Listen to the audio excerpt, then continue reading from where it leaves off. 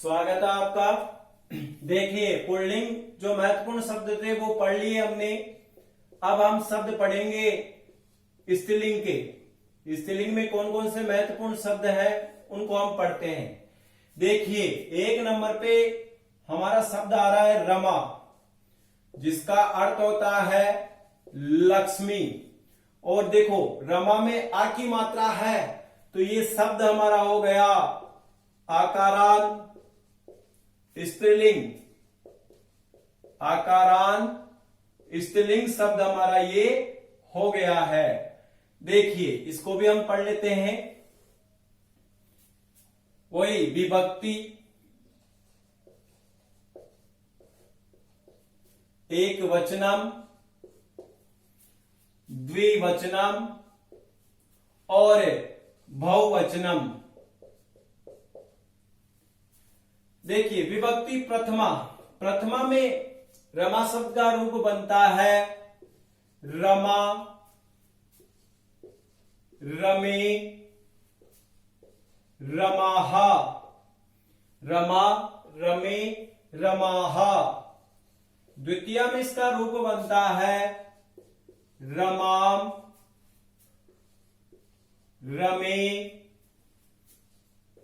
रमाहा। प्रथमा बहुवचन और द्वितीय बहुवचन सेम इसके रूप बनते हैं। तृतीय में इसका रूप बनता है रमया, रमाभ्याम, रमाभिः, रमाभिः।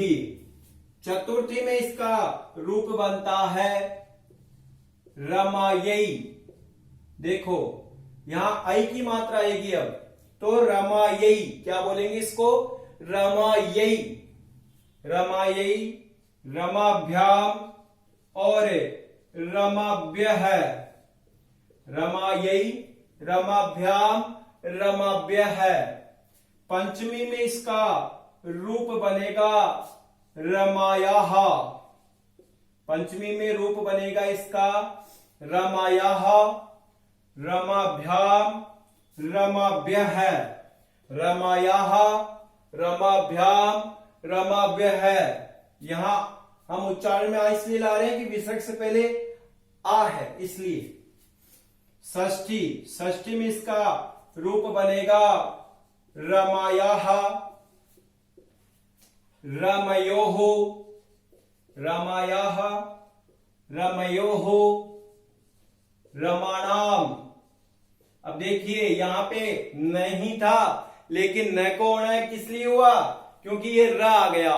र के आने से न को अण हो गया, लेकिन र के पीछे म आ रहा है तो मैं हमारे वर्ग में आता है। तो हमारी जो नियम थे तीन, उन तीनों के अनुसार ये शब्द पूर्ण रूप से सही आ रहा है, इसलिए न को अण हो गया। सप्तमी में रूप इसका बनेगा रमायाम, रमयोः और रमासु। देखिए, ध्यान दीजिए, यहां पे जो स है वो दंत से आ रहा है, स्कूल वाला सही आ रहा है। संबोधन में इसका रूप बनेगा हे रमे, हे रमे, हे रमे और हे रमाहा। एक वचन और द्विवचन में एक समान रूप इसके बन रहे हैं। देखिए, उच्चारण हम देख लेते हैं। देखो, यहां पे विसर्ग नहीं है, लेकिन बहुवचन में विसर्ग है। रमा शब्द आकारांत स्त्रीलिंग शब्दों में अगर आपने विसर्ग नहीं लगाया तो एक वचन का रहेगा, और विसर्ग लगा दिया उस शब्द के तो वो बहुवचन का रूप हो जाएगा। देखिएगा, रमा, रमे, रमाहा, रमाम, रमे, रमाहा, रमया, रमाभ्याम, रमाभिः, रमायई, रमायई, रमाभ्याम, रमाभ्यः, रमायाः, रमायाः, रमाभ्याम, रमाभ्यः, रमायाः, रमयोः, रमाणाम, रमायाः, रमयोः, रमाणाम, रमायाम, रमयोः, रमासु, हे रमे, हे रमे, हे रमाहा। इस प्रकार से हमारा ये शब्द हो गया है। इसके हम शब्द भी लिखते हैं अभी कि आकारांत शब्द और कौन कौन से होते हैं। लिख लीजिएगा इसको जल्दी से पहले।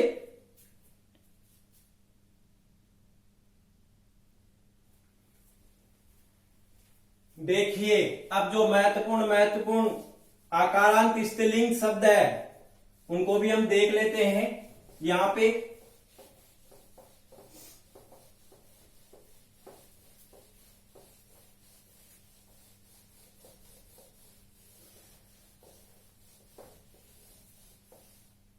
देखिए इन शब्दों में से एक है लता, बाला, चटका, चिड़िया को बोलते हैं चटका यहां पे, अजा, बकरी को बोलते हैं कथा, कहानी को बोला जाता है सुधा, अमृत, अजा, कथा, सुधा, कन्या, सेना, सुधा, कन्या, सेना, निशा, वसुधा, वसुधा पृथ्वी को बोला जाता है। बाला के अनुसार एक शब्द होता है बालिका, और शारदा, भाषा, गंगा, ये भी इसी में ही है। शारदा, भाषा, गंगा और माला इत्यादि और भी स्त्रीलिंग के जितने भी शब्द हैं वह भी इसी के अनुरूप बनेंगे। अब देखिए लिख लीजिएगा इन शब्दों को। अब हम अभ्यास कार्य में भी इन शब्दों में से आपको बताते हैं कि किन किन शब्दों का आपको अभ्यास करना है। लिख लीजिएगा इन शब्दों को पहले। अब देखिए प्रारंभ के जो यहाँ 4 शब्द है इन चारों का अभ्यास आपको रफ नोटबुक में करना है। अब देखिए किस प्रकार से होंगे, जहां जहां कठिनता है वहां वहां मैं बता देता हूं। लता के रूप बनेंगे लता, लते, लताहा। रमा की जगह लता रखते चलिए रूप बनता चलेगा। लेकिन तृतीया जैसे ही तृतीया का एक वचन हमारा बना था वहां पे रमयाहा, तो यहां पे आप हटा दिया था और या और विसर्ग हो गए। उसी प्रकार से लतयाह, बालयाह बन जाएगा। अब आगे ऐसा कैसा ही बनेगा। चतुर्थी में देखिए चतुर्थी में बना था हमारा यहाँ पे रमायई, तो लता शब्द का बन जाएगा। रमा की जगह लता लिख दिया और यही लगा दिया। ऐसे ही बाला लिख दिया और यही लगा दिया। इसी प्रकार से पंचमी है और षष्ठी है। अब देखिए षष्ठी विभक्ति का जो द्विवचनम का रूप बनेगा उसको हम जरा देख लेते हैं। देखिए यहां पे बना था हमारा रमयोः। अब यहां पे आ की मात्रा हटा करके यो और विसर्ग आ गया। उसी प्रकार से लतयोः बन जाएगा। और अगर हम षष्ठी बहुवचन में देखेंगे तो देखो बहुवचन में रमाणाम यहां पे आया।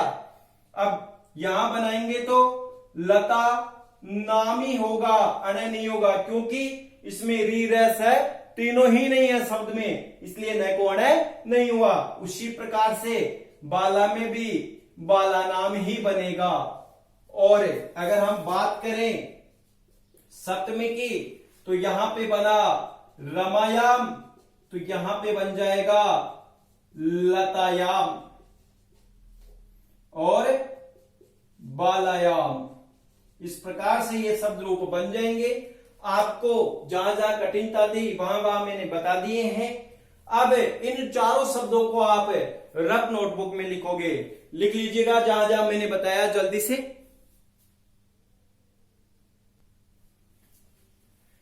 देखिए आकारांत स्त्रीलिंग के रूप इस प्रकार से हो गए हैं।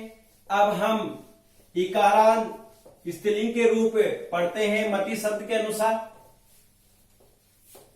एक मति शब्द को यहां पे लिख लेते हैं।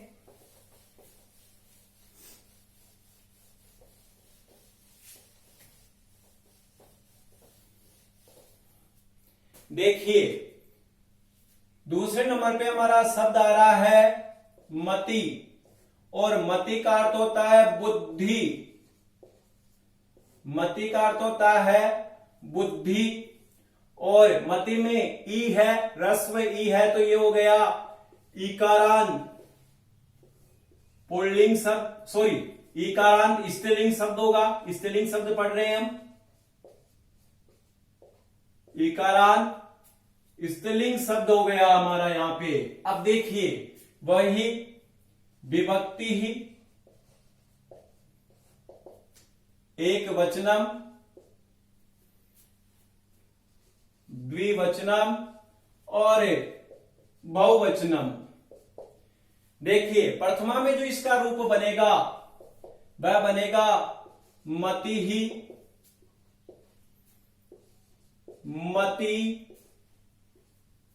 मतयः, मति ही मति, मति ही मति, मतयः। द्वितीय में बनेगा इसका रूप मति, मति ही, मति, मति, मति ही, मति,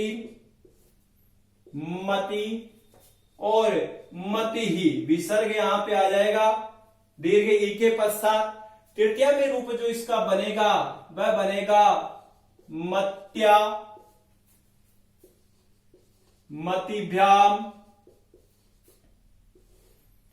मतिभिः। चतुर्थी में ध्यान रखना, चतुर्थी में इसके दो रूप यहां पे बनेंगे। एक तो बनेगा मत्यै, मति में से एक की मात्रा चली जाएगी, तय हलंत यहां पे रह जाएगा, इसमें तय है मत्यै, या फिर मतये। इस प्रकार से दो इसके रूप बनेंगे।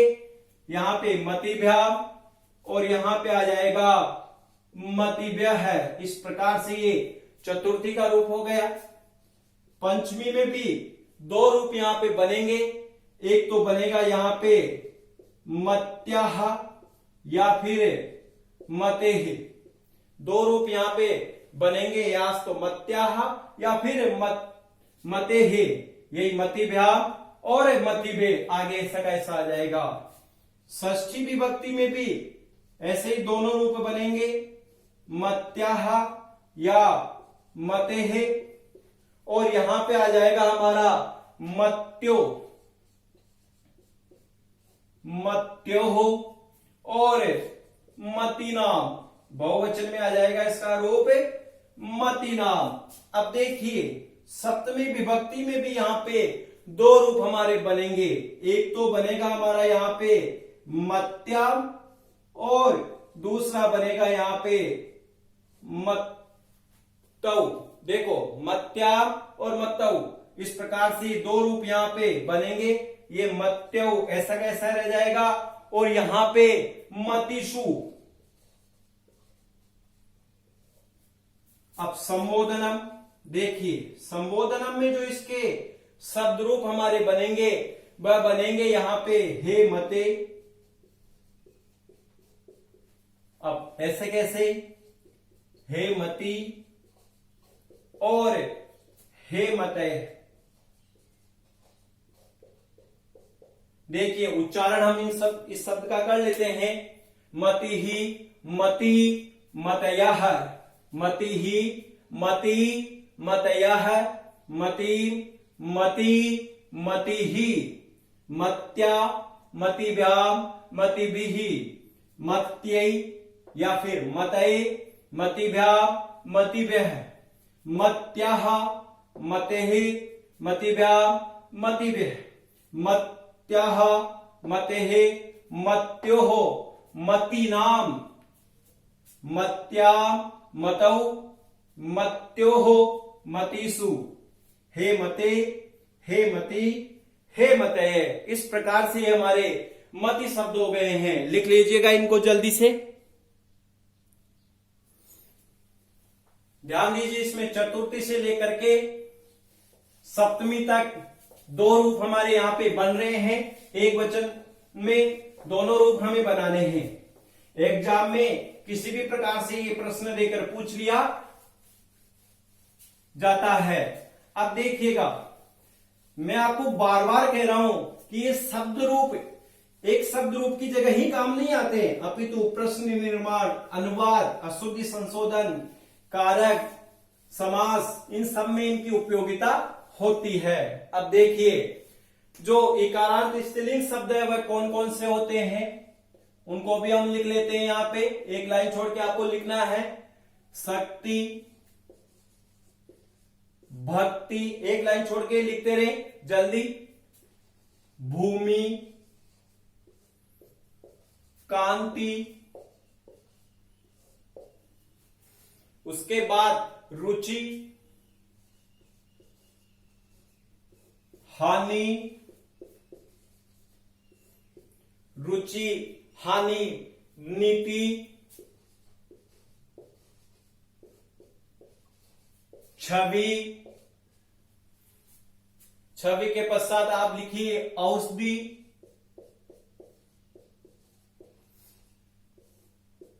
औषधि के पश्चात आकृति, औषधि, आकृति, स्मृति, और एक है हमारा यहां पे प्रीति। खूब है ये शब्द इत्यादि। इन्हीं शब्दों को आपको लिखना है। अभ्यास के लिए मैं आपको बता देता हूं, केवल दो ही शब्द हमें रखने हैं, एक तो शक्ति और एक भक्ति। इन दो के ही रूप आपको रफ नोटबुक में बनाने हैं। अब देखिए, जिस प्रकार से हमने मति शब्द लिखे उसी प्रकार से शक्ति शब्द को भी लिखना है। अब देखिए, तृतीय विभक्ति में जाके थोड़ी बहुत परेशानी हमें आती है। वहां बना था हमारा मत्या, तो देखिए पीछे वाले अक्षर से ई चली गई, तो देखो यहां पे बन जाएगा सत्या और इसका बन जाएगा भक्त्या। आगे ऐसा का ऐसा। चतुर्थी में भी क्या है, दो रूप हमारे बने थे, एक तो बना था मत्यय और एक बना था मतय। तो आपको भी इसी प्रकार से पीछे ई हमारा चला गया तो सक्त्यय और यहां पे बन जाएगा सक्तय। तय पूरा है तो हमने भी पूरा कर दिया। सक्तय, पीछे वाला अक्षर जहां पूरा हो वहां हमने पूरा कर दिया। और ऐसे ही भक्त्यय और भक्तय, इस प्रकार से पूरे रूप हमारे बनते चलेंगे। जैसे हम सप्तमी के देख लेते हैं, सप्तमी विभक्ति में कैसे बनेंगे। देखिए यहां पे दो रूप बने सप्तमी भी हमारे, एक तो मत्याम, एक बना हमारा मतऊ। तो देखो यहां पे भी शक्ति को पढ़ते हैं तो सत्याम, और यहां पे बन जाएगा सत्य, पूरा हो गया और डबल मात्रा हो गई सक्तौ। ऐसे ही भक्त्याम और यहां पे बन जाएगा भक्तौ। अब देखिए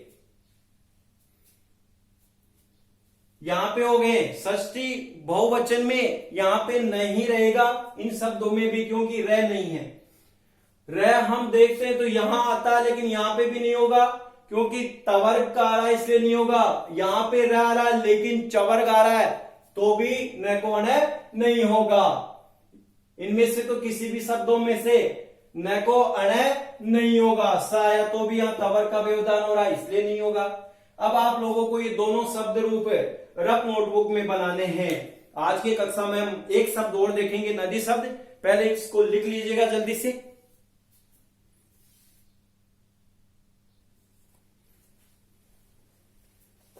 स्त्रीलिंग के दो शब्दों का अध्ययन हमने यहां किया है।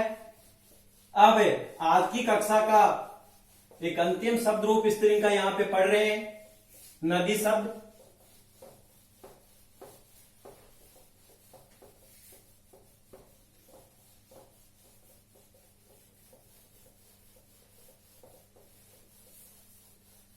देखिए नदी शब्द के रूप भी हम यहां पे लिख लेते हैं।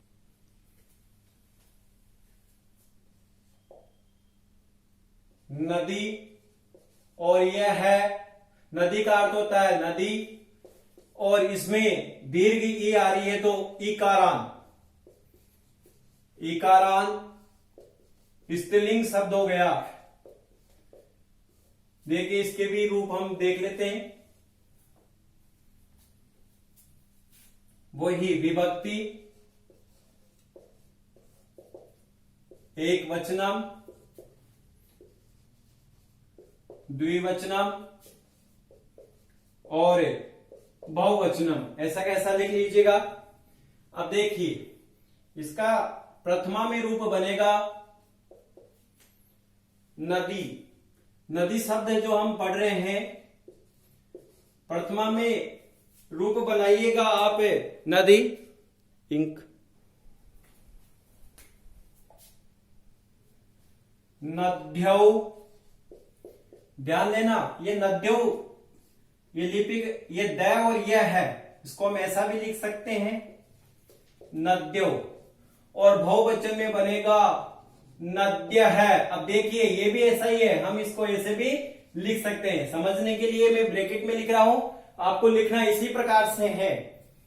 द्वितीय में रूप बनेगा नदीम, नद्यो, ऐसा कैसा रह जाएगा, और यहां पे आ जाएगा नदी ही।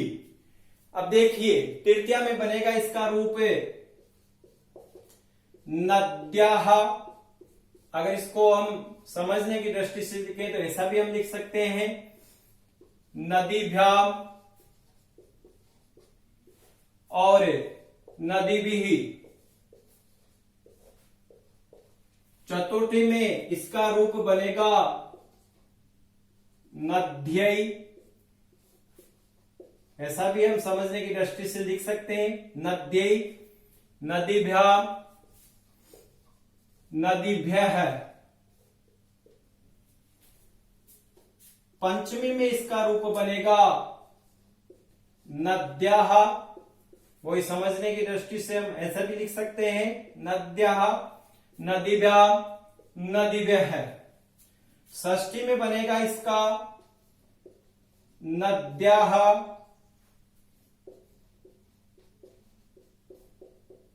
नद्योः। अब देखिए नद्यो आ रहा तो समझने की दृष्टि से ये लो, लिखना आपको ऐसा ही है। विद्यालय वाला ध्येय होता ना द, और ये है, ये ध नहीं है, द और ये है, ये नद्यो और नदी नाम। अब यहां पे न कोण क्यों नहीं हुआ, री रस तीनों ही नहीं है। इसी प्रकार से सप्तमी में हमारा यहां रूप बनेगा नद्याम, समझने की दृष्टि से नद्याम, ताकि आगे आपको शब्द बनाने में कोई कठिनता नहीं हो। ये ऐसा का ऐसा आ जाएगा, और यहां पे रूप बनेगा नदीसु। संबोधनम में इसके रूप बनेंगे हे नदी, वी जो ई जो है वो रस्व हो जाती है, छोटी हो जाती है, हे नदी, हे नद्यौ। ये समझने की दृष्टि से लिखा था, यहां पे भी आप समझ जाओगे। और हे नद्य है। अब इस नद्य शब्द को ऐसे भी मैंने खोल के समझाया है, लिख लीजिएगा। इसको एक बार उच्चारण कर लेते हैं, नदी, नद्यौ, नद्य है। द और ये दोनों का उच्चारण होना चाहिए, नदी, नद्यौ, नद्य है, नदी, नद्यौ, नदीः, नद्या, नदीभ्याम, नदीभिः, नद्यै, नदीभ्याम, नदीभ्यः, नद्याः, नदीभ्याम, नदीभ्यः, नद्याः, नदीभ्याम, नदीभ्यः, नद्याः, नद्योः, नदीनाम, नद्याम, नद्योः, नदीसु। हे नदी, हे नद्यौ, हे नद्यः। इस प्रकार से ये नदी शब्द चलते हैं, लिख लीजिएगा इनको। अब इनके शब्द रूप भी हम लिख लेते हैं।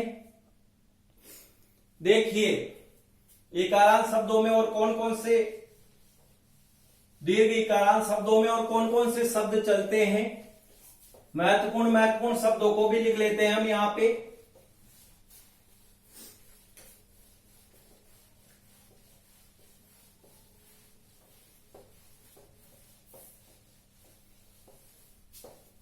देखिए इन शब्दों में से जो शब्द आ रहे हैं, एक लाइन छोड़ के आपको नीचे लिखना है। नदी शब्द के नीचे पहले इन शब्दों को ऐसा कैसा है, नदी, नदी शब्द के नीचे आपको लिखना है कुमारी, कुमारी के आगे पुत्री, जननी, देवी, देवी शब्द आ गया तो देवकी भी लिख लीजिएगा, देवी, देवकी, मसी, मसी का अर्थ होता है स्याही, जो इंक होती है उसको मसी बोला गया है यहां पे, मसी, रजनी, नगरी, ये सब दीर्घ इकारांत स्त्रीलिंग शब्द है। नारी, नारी शब्द आ गया तो पत्नी भी लिख लीजिएगा। देखिए पति में ई छोटी आती है, रस्व आती है, और पत्नी में ई बड़ी आती है, इस बात का आप ध्यान रखिएगा। भारती, अगला शब्द फिर दासी,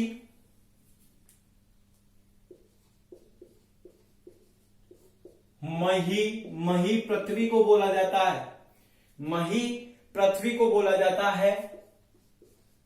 श्रीमती, ध्यान रखना श्रीमती में ई यहां पे दीर्घ आती है, हमेशा ही इस बात का आप याद रख लें।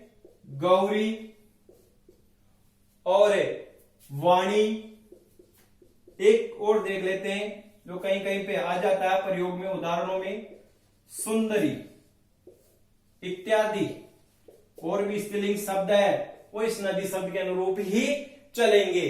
अब देखिए आपको जो अभ्यास करना है वह अभ्यास 3 शब्दों का रफ नोटबुक में करना है, एक कुमारी का, एक पुत्री का और एक जननी का। इन तीनों शब्दों का अभ्यास आपको रफ नोटबुक में करना है, लिख लीजिए। मैं बता भी देता हूं कि किस प्रकार से ये बने हैं। ये तीनों शब्द बता देता हूं, नदी के अनुरूप जहां जहां कठिनता है वहां वहां पूरे आपको रफ नोटबुक में बनाने हैं। और मैं रफ नोटबुक में बनाने के लिए इसलिए दे रहा हूं क्योंकि कल जब हम अनुवाद पढ़ेंगे, प्रश्न निर्माण पढ़ेंगे, समास विग्रह पढ़ेंगे, तो वहां पे हमें कुछ समस्या ना हो। और प्रथमा, द्वितीय, तृतीया में वाच्य परिवर्तन में भी ये शब्द रूप सहायक होंगे, तो वहां इन तीनों चारों टॉपिकों में हम कहीं पे भी कठिनता को महसूस ना करें, इसलिए हम साथ के साथ इनको लिखते जा रहे हैं और बनाना सीख रहे हैं। अब देखिए तीनों शब्द आपको बनाने हैं। फर्स्ट लाइन को ही देख लेते हैं हम पहले। प्रथमा में हमने बनाया नदी, यहां द्विवचनम में बना था हमारा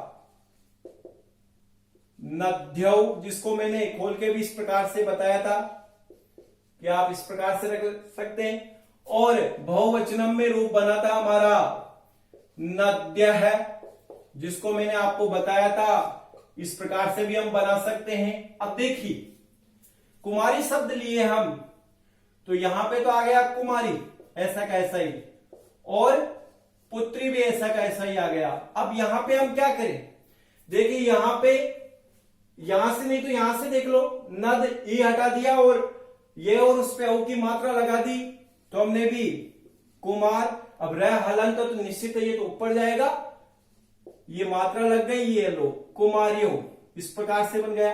अब पुत्री में भी पुत्र, ये हटा दी तो हलंत रह गया, यो पीछे जोड़ दिया पुत्रियों। इसी प्रकार से नद, तो हमने भी यहां लिख लिया कुमार, रह हलंत हम नहीं लिख रहे हैं क्योंकि रह हलंत हमेशा ऊपर जाता है, तो कुमारी, और यहां हो जाएगा पुत्र, इस प्रकार से तो ये हो गए। अब देखते हैं हम तृतीया में। अब देखिए तृतीया एक वचन में हमारा बना यहां पे नद्या, जिसको हमने इस प्रकार से भी लिखा। अब देखिए कुमारी का बनाओगे तो आप कुमारिया, क्योंकि र ऊपर चला जाएगा, और पुत्रिया इस प्रकार से बन जाएगा।